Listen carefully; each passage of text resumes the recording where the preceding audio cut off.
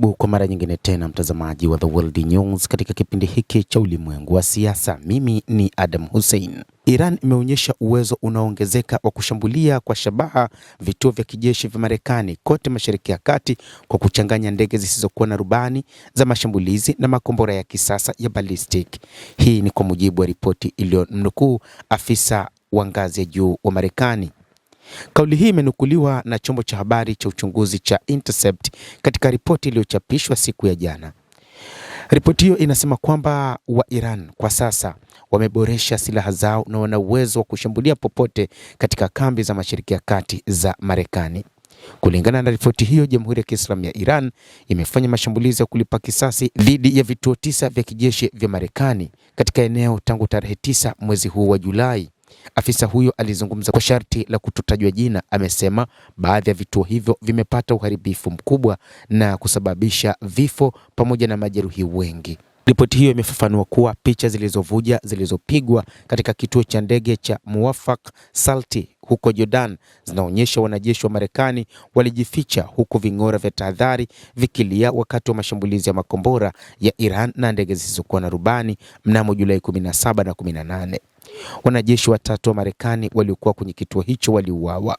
Hii ni kwa mujibu wa taarifa iliyotolewa na CENTCOM huko Mashariki ya Kati, na ilieleza kuwa wanajeshi wao 3 waliuawa, lakini taarifa zikieleza kwamba mashambulizi mengi ambayo yalifanywa na Iran katika maeneo ya kambi huko Jordan na kambi zingine huko Bahrain na kwingineko Mashariki ya Kati ni kwamba ziliwaua wanajeshi wengi wa Marekani, lakini taarifa nyingi Marekani ilificha.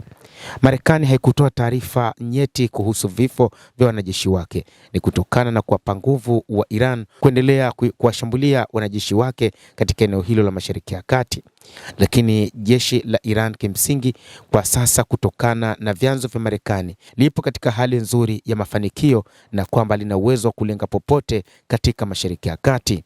Afisa wa Marekani alikiambia chombo hicho cha uchunguzi cha The Intercept kwamba Jamhuri ya Kiislamu ya Iran imeilemea mifumo ya Marekani ya ulinzi wa anga, ndege zisizokuwa na rubani za mashambulizi pamoja na makombora ya kisasa ya ballistic.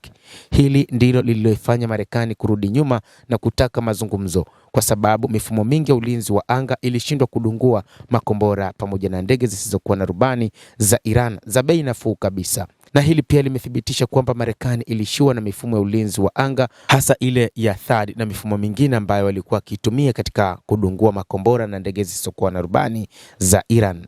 Kulingana na afisa huyo, ni vigumu kuyazuia makombora hayo kwa sababu yanakwenda kwa kasi ya juu sana, hypersonic, yana mifumo ya kisasa ya uelekezaji iliyoundwa kukabiliana na uingiliaji wa mawimbi ya kielektroniki, na katika baadhi ya matukio makombora ya kisasa ya ballistic ya Iran yanaweza kubadilisha njia yake ya safari baada tu ya kurushwa, na hivyo kuyadungua inakuwa ni jambo lisilowezekana kwa urahisi. Endelea kutufuatilia, lakini ni kusihi usisahau kulike, usisahau kucomment, kadhalika usisahau kusubscribe channel yetu hii ili upate habari hizi kwa mapana kupitia The World News. Mimi ni Adam Hussein, endelea kuwa nasi wakati wote, endelea kutufuatilia.